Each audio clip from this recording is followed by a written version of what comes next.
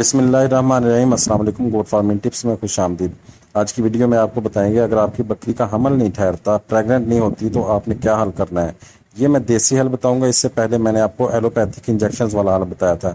इसमें मैं आपको देसी हल आपने क्या करना है, बकरी की खुराक का खास ख्याल रखना है। बकरी के जो प्रोटोकॉल्स होते हैं उसकी डीवर्मिंग का, सफाई सुथराई का। उसके बाद आपने क्या करना है, साबुत हल्दी ले लेनी है आधा किलो। साबुत हल्दी मार्केट से लेनी है आपने, पिसी हुई हल्दी नहीं लेनी, क्योंकि पिसी हुई हल्दी जो है वो खालस नहीं होती, उसमें कोई ना कोई मिलावट होती है। आपने साबुत हल्दी लेनी है आधा किलो और गंदम ले लेनी है आधा किलो। इन दोनों को मिक्स करके आपने हलवा बना लेना है। हलवे को कहते हैं छवानी।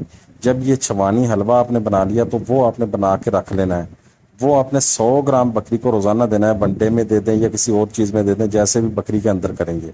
ठीक है, ये जब आपने 10 दिन तक कर लिया, इसके साथ साथ आपने 1.5 चम्मच जो है वो हल्दी का, जो आपने साबुत हल्दी लेके पीसी है, उसका 1.5 चम्मच बकरी को रोजाना देना है।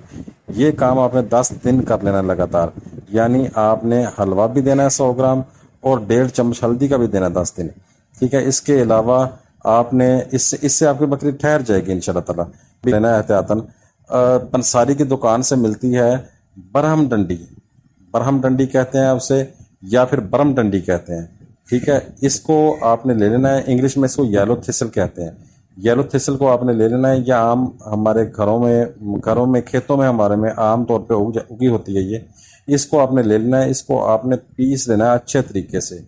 आपने कोशिश करनी है कि इसको कूंडी में रगड़ें, आप ग्राइंडर में ना रगड़ें। लेकिन अगर आपने ग्राइंडर में भी रगड़ लिया तो कोई हर्ज नहीं है। इसको आपने अच्छे तरीके से रगड़ लेना है। जब बकरी क्रॉस हो जाए तो उसके बाद आपने 7 दिन लगातार देना है। बड़ी बकरी को आपने 20 ग्राम देनी है। जब आप 20 ग्राम लगातार ये देंगे बड़ी बकरी को, तो उसके बाद इंशाल्लाह ताला आपकी बकरी का हमल ठहर जाएगा। उम्मीद है मेरी वीडियो पसंद आएगी। बहुत शुक्रिया। अल्लाह हाफिज़।